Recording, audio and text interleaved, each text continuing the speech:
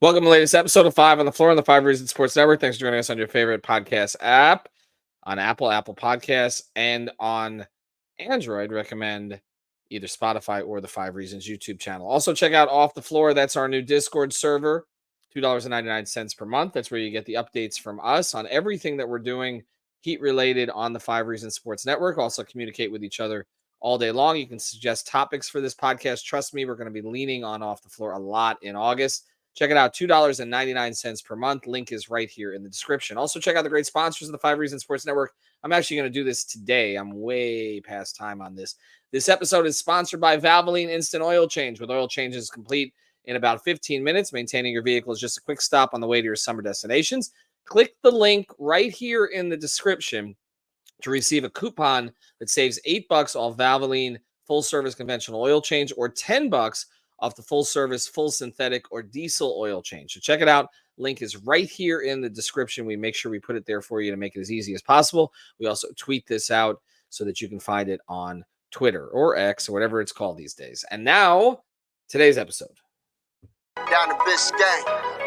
Yikes. Five on the floor. Ride for my dogs. Where here's the thing. You can check the score. Hustle hard, couple scars, wearing bubble frogs. Just like Butler said, you in trouble, y'all. Kept the flow playing. Got it all band. Y'all seen the block. Stop with one hand. And Pat we trust. Inspire, have the guts. We're here to bring the heat. Y'all can hang it up. Welcome to Five on the Floor, a daily insider show on the Miami Heat and the NBA, featuring Ethan Skolnick, Greg Sylvander, and Alex Toledo, plus others from the Five Reasons Sports Network. All right, welcome back to Five on the Floor. Here's today's floor plan. I'm Ethan Skolnick. You can follow me at Ethan J. Skolnick on Five Reasons Sports. I got Brady Hawk. You can follow him at Brady Hawk 305, and Greg Sylvander. You can follow him at Greg Sylvander. Before we start here, should acknowledge Miami Heat Summer League team might beat the Pistons right now. It's they put together quite a group. We told you this was going to be a really good team. I know their first game was a little bit shaky, but they did this last night against Toronto without Kashad Johnson. They have a lot of options for their two ways. We've done a couple episodes on this, so we're not going to devote the time on it to this one, but they do have some decisions to make. They're going to end up losing good players, which, again, they got the 3 two-way spots instead of 2. We've talked a little bit about some of the players that they retained, some of the veterans, or whether it's a Burks that they added. Again, this is part of the process here. You don't really know what you have until you have it, but it looks like they've replenished the system, and there's being some Heat fans that are upset about players who may end up walking away. They need to keep Isaiah Stevens. I'll just say that. Like, they need, right? We're all in agreement on that. They need to figure out a way to do it. It is Isaiah Stevens' season here on Yes. Five on the Floor, because he has been a floor general all throughout Summer League. So shout out to him.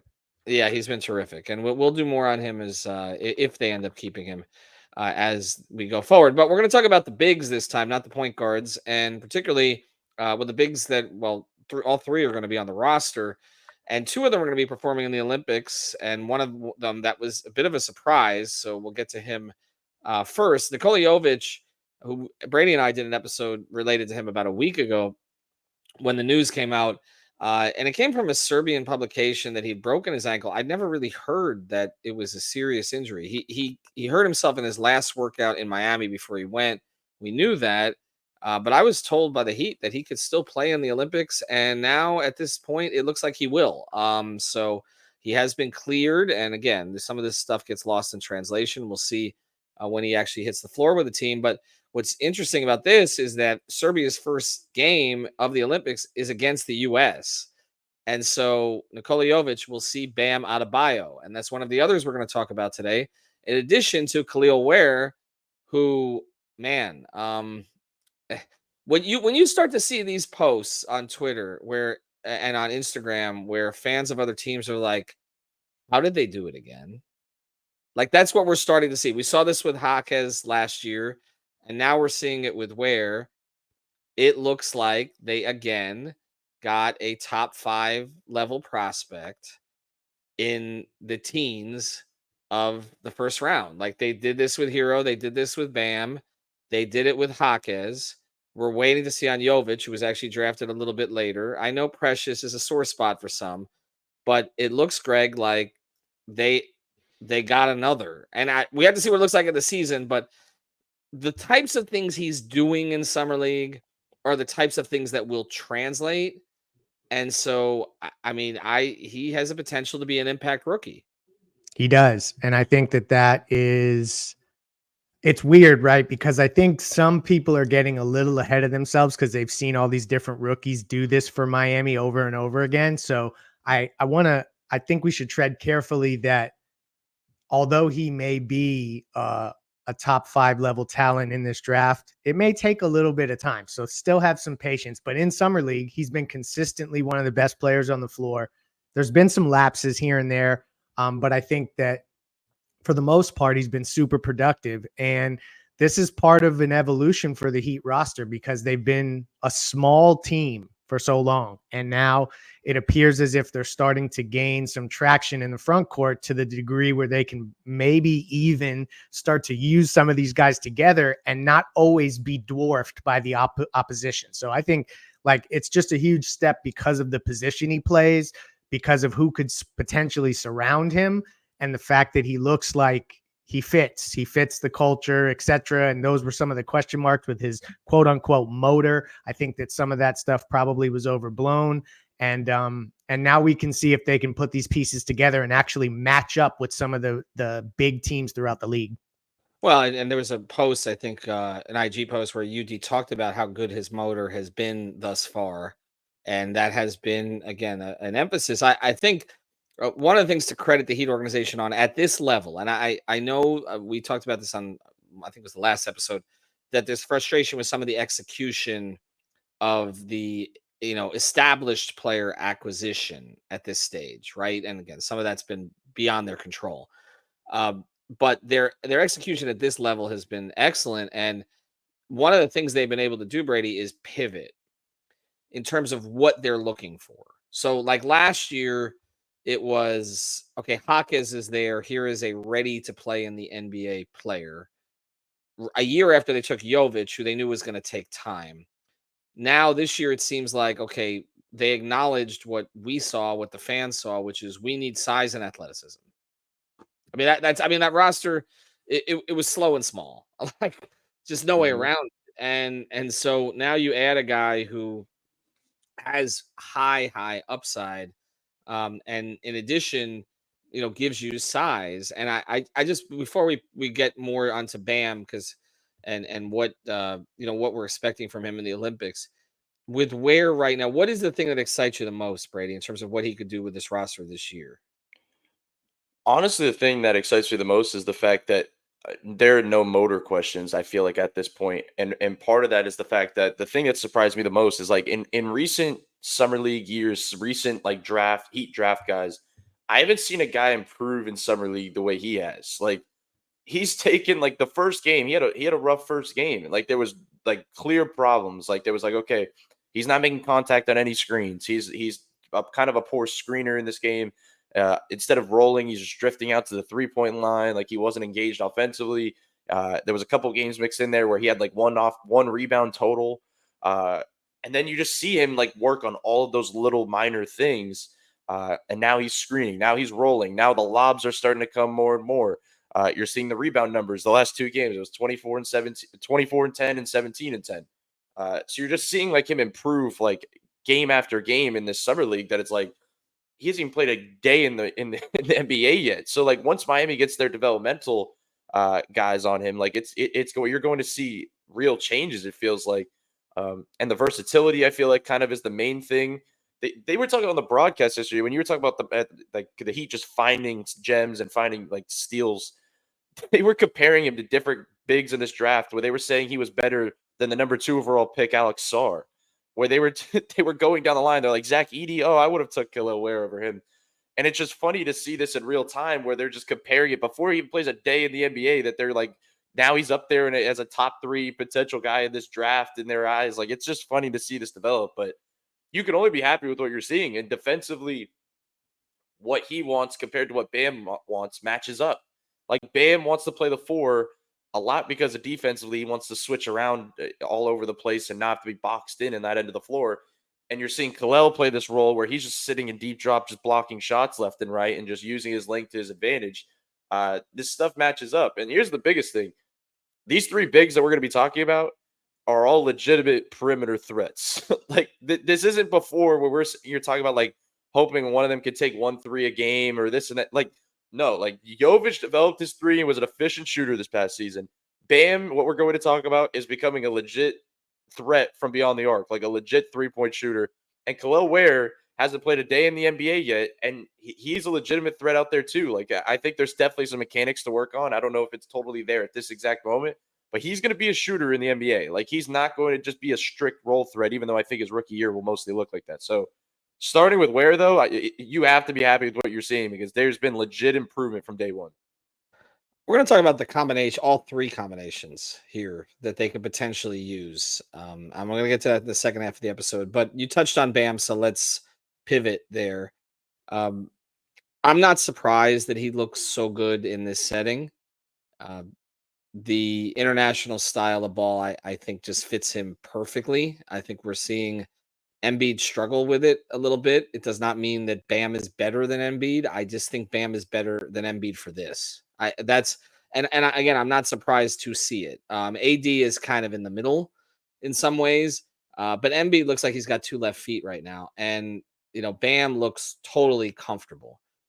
And Greg, to that point, like the 3 threes are great, and like Brady said, now we're talking about these guys as three perimeter threats.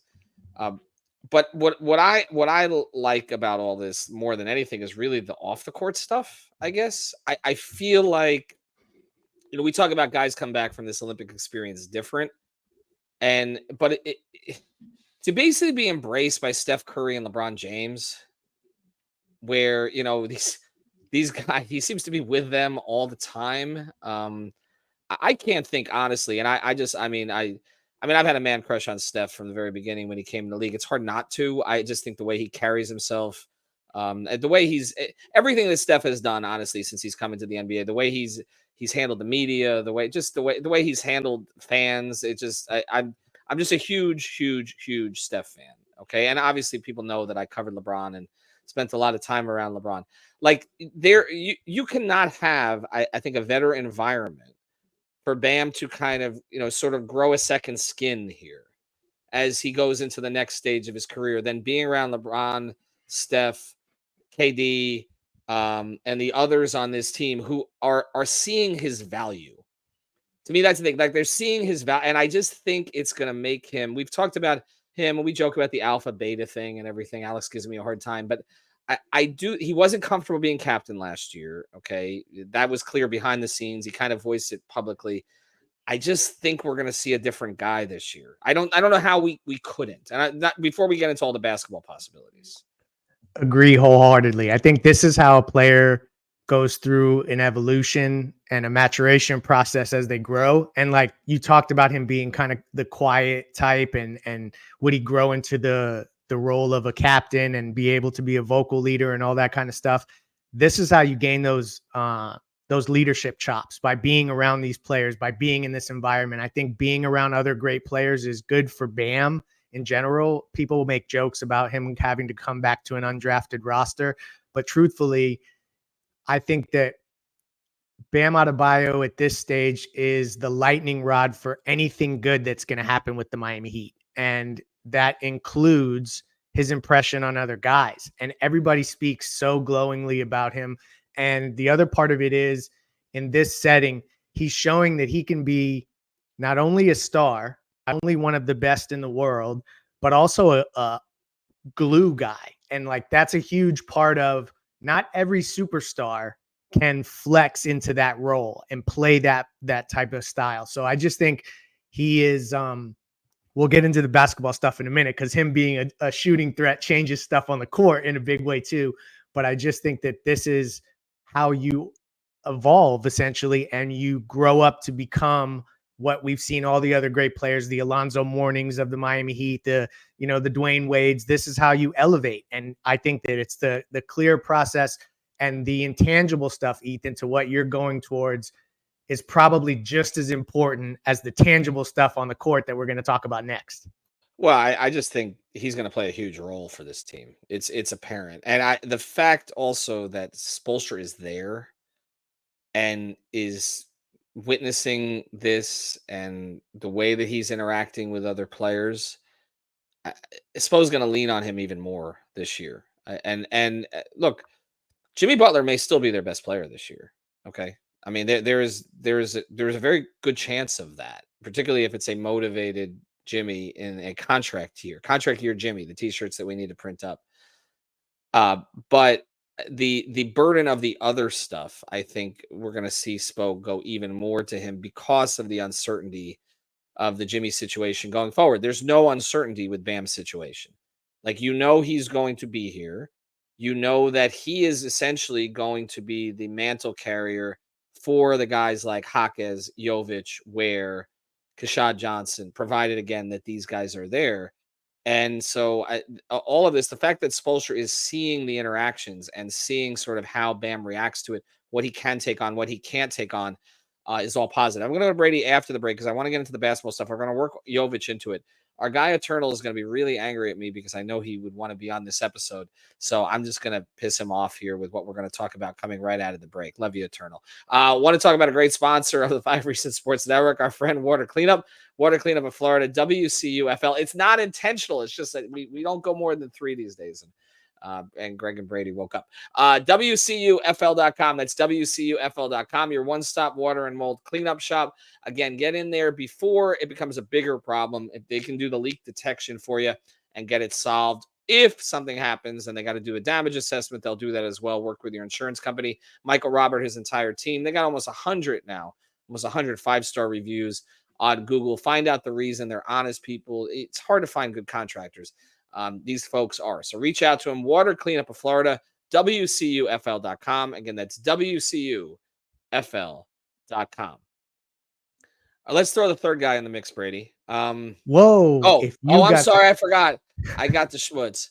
If you got the schmutz, they got their guts. All right. Now we can continue. Greg was going to hold that for at least 30 minutes. Sorry, I just got back from Chicago. By the way, I want to say something because this is stunning. Okay.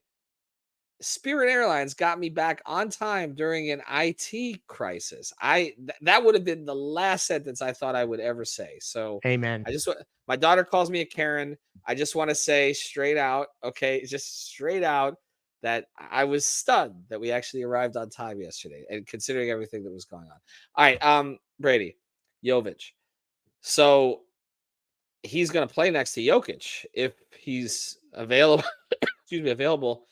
What is that? Firstly, let's get into that. What is that going to look like in your view? And because we didn't see it last summer because Jokic didn't play. So what do you think that looks like? And then I want to take the next step. How is he going to look next to Bam and Ware? Or again, with all due respect to Eternal, who's going to be mad at me for not including this, can they actually play all 3 of them together this year? Brady, on Jokic first. Yeah, so it's funny because watching when they played against USA a couple days ago, it's funny because that team is like, they have a bunch of really good shooting. They have a pretty good skilled players on that team. But Jokic doesn't play the role that he does, obviously, like in the NBA for Denver. Like, he plays such a different role that, like, I really do see where Jovic can be utilized. Like, it feels like he's going to be, like last time that he was in the Olympics, or last season, he was playing kind of a lot off ball, which I think we wanted to see because we all wanted to see him improve his jumper, and it probably helped a lot, like considering what we saw in the NBA. But I am curious to see because I think there is some real threat for him being oddball and just driving and kicking and everything like that. And you're gonna see a lot of actions between Jovic and Jokic. Like, they're going to be kind of the main pillars of that team that you're going to have to utilize the 2 of them, and it's going to be interesting because also the lineups with Bam and AD, Jokic is going to be guarding AD. So that leaves Bam and Jovic legitimately matching up on both sides of the floor. So that's going to be fun to watch. Like, just seeing that's going to be like practice all over again, seeing them match up and go at each other. But I think it's really going to help because that team's going to have a ton of passing. Jovic just be able to play in a different role than he's used to because a lot of times in Miami, he's boxed in, not in a bad way, but you're boxed into a specific role. And in this job, it's like, you're kind of having to do everything because you have to keep up with a bunch of skilled players on the other side with Team USA. So you kind of have to just roll with the punches a little bit. But I'll answer your second part of your question because I don't see the Jovic Bam Kel'el thing. Like, I really don't at this current moment. I just like rookie season. I'm still wondering how much we're going to see of Bam and Kel'el, but I think we're trending toward more and more of it. I think just because of the fact of what Bam's doing specifically, like this was always the going big thing was always on Bam to me. I don't think it was about putting a guy next to him because let's just say Bam didn't develop the three and they get a perfect kind of stretch out shooter. Bam's still going to be playing a similar role offensively because he's going to have to play the screen and roll guy. He's going to have to be the guy that sits in the dugger spot, comes up and screens, plays the mid-range. He's not changing his role too much. When you add in this new version of the team and you project Bam's shooting, Bam's the guy that could play in the wings and corners now, and Kel'el could be the 7-foot lob threat in the middle of the floor, setting screens and rolling, and that opens up Bam's game tremendously. So if this Bam shooting thing is real, which it seems like it really is, there is real ways to go with Kel'el and Bam, and I think they will throughout the season and try it out. But now you add Jovic into the mix. One of those three have to be high volume knockdown shooters, like not just the occasional stuff from Kel'el, not like Bam developing it, shooting a little bit more. Like Jovic has to be like high volume 40% 3-point shooter to make. He's the one though, isn't he? But he's the one though. Yeah, yeah, he is the most experienced shooting under his belt. I mean, he's not the one that's trying this out, I guess. But if he takes that jump where he's like legitimately off the catch shooting at an incredible level where teams can't help off him, because you still see times in certain lineups where they're not fully not helping off of him in that corner. Like they'll dip off and help on a driver. So if he's hitting that point where it's like, okay, we can't help off of this guy, then maybe you could see it a little bit more. But you have to really form lineups in that backcourt to make it work. It feels like what's the lineup there? Like who do you have to put Tyler and Duncan out there to make it work? No, I actually somebody actually suggested to me on Discord. They sent me a direct message on Discord. Join off the floor so you can send me ridiculous things like this too. They actually didn't suggest Tyler and Rozier or Tyler and Duncan or Duncan and Rozier. They suggested a Jaquez Butler backcourt with it. So just you get more size there, but with Jimmy and Hyman, essentially, I guess you have Jimmy as the primary ball handler. Although you could play through Jovic, you could play through Bam, you could play through Jaquez, but you would have Jimmy as the primary ball handler with Jaquez, and those three guys. I guess this is for the crew that wants to trade Tyler, Terry, and Duncan. So they're like, well, we still have these five guys.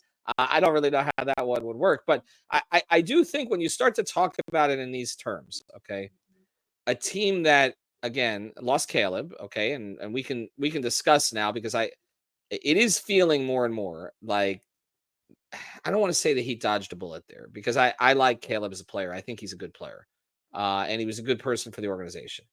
But it does seem like it would have been a pretty substantial financial outlay when there may have been some progress stopping for other guys with that contract. Like that's kind of where I'm at. And I know there wasn't total alignment on that in terms, not everybody in the organization was as excited about giving him that much, but the fact that the agent screwed that up, we may look back at that and say, okay, good player, going to help Philadelphia, good person.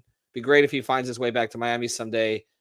But like we're trying to talk about some of these other possibilities. I don't know how they get to some of these other possibilities if they're giving Caleb 25 to 30 minutes a game. I don't know. I mean, because there's the Haywood thing too. He's in the mix in addition to the three guys I mentioned. And then we just talk about five. And then Kashad Johnson looks like he can do some Caleb things. And so that's another one. And then they appear to have a little bit more point guard depth than they've had before. But Greg, again, I don't think Spo's going to go that outrageous to play a whole lot of Jovic, Ware, and Bam together. But I do think that we may be past the days of the small ball four. Is that fair? Like not as much Haywood there. I feel like Haywood's going to play more on the wing. I think Haywood will still find his way into the 4 spot at times just because he is such a versatile defender and they don't have to worry about him switching and stuff like that. So inevitably in late game situations, I have a feeling that, just for the sake of laughter, Team USA is a really big team, but yet late in one of these last games when it got a little close, they had Bam and 4 guards out on the court. So I tend to think that that's eventually how things evolve back to, but I do think that, there's going to be significant 2-man combinations that they can go to. I don't know about this 3-man stuff. I think we're heading we're getting ahead of ourselves. But the 2-man combinations, of Bam and Ware potentially, if we see a little bit of that, but also with all the other guys you mentioned. I just think that they've opened up a lot of versatility. Maybe we'll get what we used to call vertical spacing from Ware to some degree. And so there's it's just exciting to think about those things, and that they have the option to go big. That's what I think is interesting, because it didn't really feel like in last year's roster and the guys they had, they couldn't really size up and be manageable on both ends of the floor. There was always a guy that didn't fit or couldn't stay on the court. And now it seems like they've kind of cleared some of that up, pending these guys developing at the rate that we expect. Well, they still have Love and Bryant. I know Heat fans don't really understand the Bryant thing. A lot of them don't. Um, I mean, I guess you always need an extra big. I now that we're getting down like to, you know, the, this point with the roster spots on some of these two-way guys, you're kind of like, well, and we've talked about kind of what might have gone into the Bryant decision, and then Andy spoke about it publicly. He wanted to give Spo an extra big to work with, and a big that he would play, and he did play Thomas at times this year. But again, they still have Love, so I mean, there could be. So let me go to you on this, Brady. So we talk about the two-man combinations, and again, Kevin played at a pretty high level last year when he played, and we know that Jimmy likes playing with him, and they play well together. So I'll throw this at you, and you give me on a scale of 1 to 10 how much you think we'll see these combinations, Bam and Love, this year. 7. Okay. Love and Ware. Oof. I don't hate that lineup. I don't hate that combination just because it stretches the floor for Ware. How much will we see it? Probably a little less than the last one. I'll say 6. All right. Love and Jovic. 2. Because there's going to be a game where everybody's out and they have to play, so I can't say 1 or 0. Which is funny because, there's some similarity in, well, not the rebounding part, because obviously Kevin came in as an elite rebounder, but there's some similarity in terms of game feel on the offensive end in particular between the two of them, where and they connect very well off the court. I mean, Kevin gives him a hard time on a consistent basis. I just think it's interesting again that the Heat looked at their situation and finally and didn't decide to just, okay, we're going to throw some 7-foot stiffs out there. And even during the Big Three era, that's kind of what they did. Like it was so. I mean, who did they? I mean, it was Dampier, right? It was Eddie Big Curry. Eddie Curry, Big Z, Dexter Pittman. Ronnie Turioff was a little bit more of a, but he wasn't quite as traditional a 5. But then, like you mentioned, Birdman. well, that's what you hit on. Like they found vertical spacing, and then they went, what was it, like 37-3 after they acquired him, and they really haven't had a player. And then Joel they had, who was again, did certain things very well and certain things really poorly, but they kind of focused on the things that they did well. But they really haven't had a guy to do Birdman like things since Birdman, I guess. And you're right, the vertical spacing is a big thing, particularly on a team that maybe may struggle at times to get spacing out to the 3-point line with some of the lineups that they may see out there. Let me ask you this, Brady, because again, and then I'll let Greg close on it. Tyler, with these bigs, well, not just Tyler. I don't want to make it just about Tyler. Tyler and Rozier, okay? Mm-hmm. How, if they're going to go bigger with some of these lineups, how can the guards help this? We've seen that the Heat have sometimes had trouble feeding their bigs, particularly Bam. That was something we talked about that Kyle was supposed to take care of. Never really happened. How do they? And we know that Jimmy, and let's just be honest, Jimmy doesn't pass to Bam a lot. I'm curious to see if that changes. He just doesn't. Empirically, it's just true. He does not pass to Bam a lot. So, and we know Tyler obviously has a connection with Bam on the pick and roll, even if the metrics on that have gotten worse at times over the past few years. But how are Tyler and Terry affected by them maybe going a little bigger, and how are the bigs affected by who will be on the floor? Can Rozier unlock this group? Maybe. I think Rozier is somebody that's going to see a lot of minutes with Ware. I think that's kind of the combo that you're going to see a lot of, just because I mean, he's kind of the one lob guy I trust that's going to consistently in the pick and roll just throw that thing up there. That I think he can unlock him in a way that fits each other. Whereas I know a lot of people like to cover what we saw from Terry and Bam last season, but I think you're going to go back a little bit more to the Tyler Bam stuff. And it might be, I think it's going to be because Jimmy's always played. You mentioned him playing with Bam, but he's played well with a lot of these worse backup bigs over the years. Like we had the the Kobe Shaq game where he played with Cody Zeller and they looked unstoppable. Where I think you're going to see lineups with like Terry, Jimmy, and Ware, and you're going to see more lineups with like Tyler, Bam, Jovic, Hawkes type guys. So then Hawkes can play the Jimmy role, and they'll have to stagger in that way. But I think that's how they'll be impacted. And you can go I like big. Tyler and Jovic together. I don't know. I think they fit. They do pretty play well. They play well together. They definitely do. And I mean, if you're going to play with the Ware lineups, then that's where we were talking about before. I think you kick into a little bit more Haywood at the 4 with Ware, just so you have the switchability on defense. You can kind of play around with that. But I will say that because when we were going through lineup combinations, the 2-man group in the big group that I think we see the most is Jovic and Ware. I don't think people are talking enough about it because everybody just throws Bam, Jovic, and Ware together. Where I think it's Jovic and Ware that are the most intriguing to me. Like I think you're going to see a lot of those minutes. I know everybody wants to see Ware with Bam, but I think Ware for the majority of the season is going to be playing behind him, and it's going to end up being a lot of Jovic next to him. I think it works. If you want to go bigger, how about a guy that's 6'11" and can run pick and rolls with your 7-footer? And like they have these different, and Jovic has gotten better with switchability. We know he doesn't want to play drop. I never want to see that again. Like he's much better when he's switching around. Like you're limiting him in a box where they match up in a way. Like they play it seems like on paper. I think you could see them playing pretty decent together. So that's the kind of the group I'm interested in seeing. And I know you said Tyler and the lineups we just went through, and they'll stagger around. But like if you play Jovic and Ware, you might be able to run like out of a Jimmy, Jovic, Ware type lineup, and then figure out the guard situation, and it just maybe put a defender and Duncan in the mix. Like it's just like you try to find these lineups that work. But I do think Jovic and Ware, when you build around those two, like Spo is going to lean on that quite a few this season. And then we're going to end up getting a lot of Alec Burks and Josh Richardson minutes, and people are going to be like, "Wait a second, I thought we were going big." What?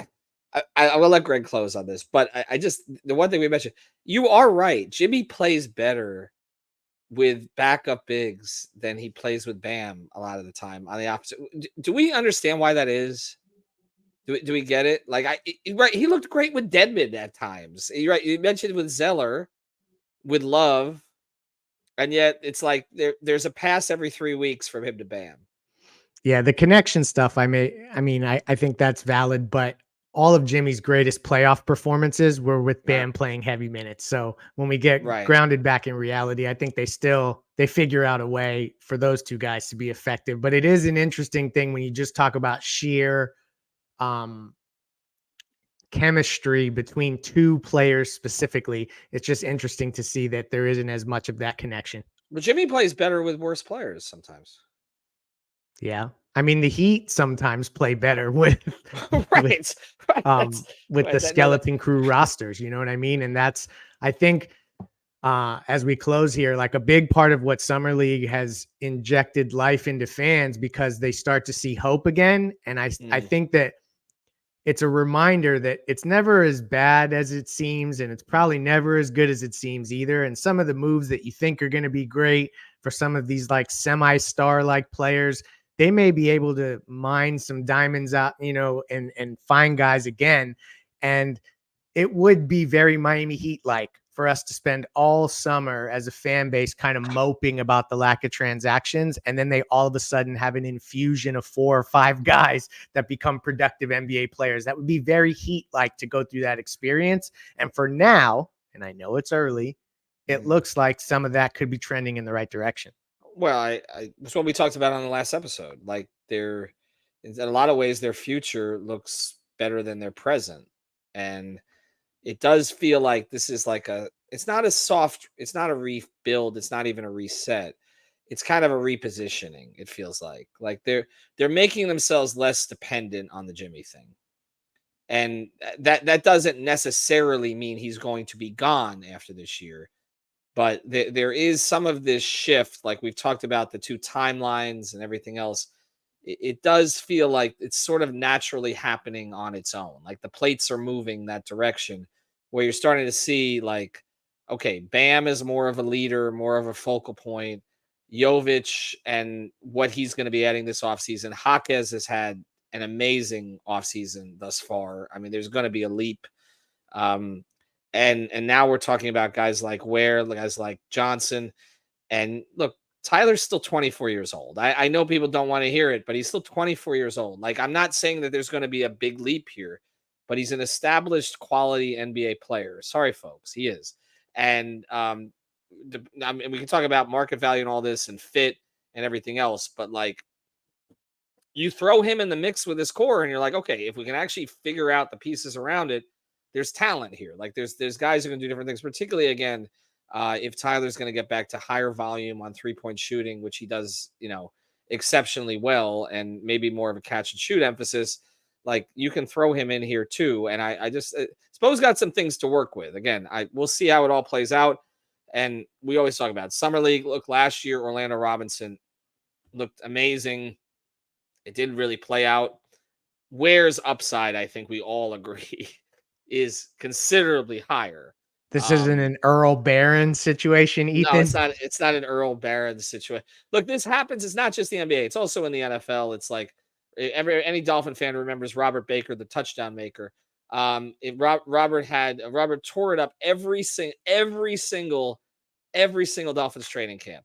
He had one catch in the NFL. And after he had that catch, I was in his locker with Rondé Gadsden, and Robert Baker talked about how it was the start of a Hall of Fame career. He never had another catch. He's now a rapper. Anyway, thanks to Greg, thanks to Brady. We'll talk about rap and the Dolphins on some other episode. Check out the Valvoline link right here. Get yourself set for the summer. Thank you for listening to the 5 on the Floor on the 5 Reasons Sports Network. After all, someone needs to listen to my dad.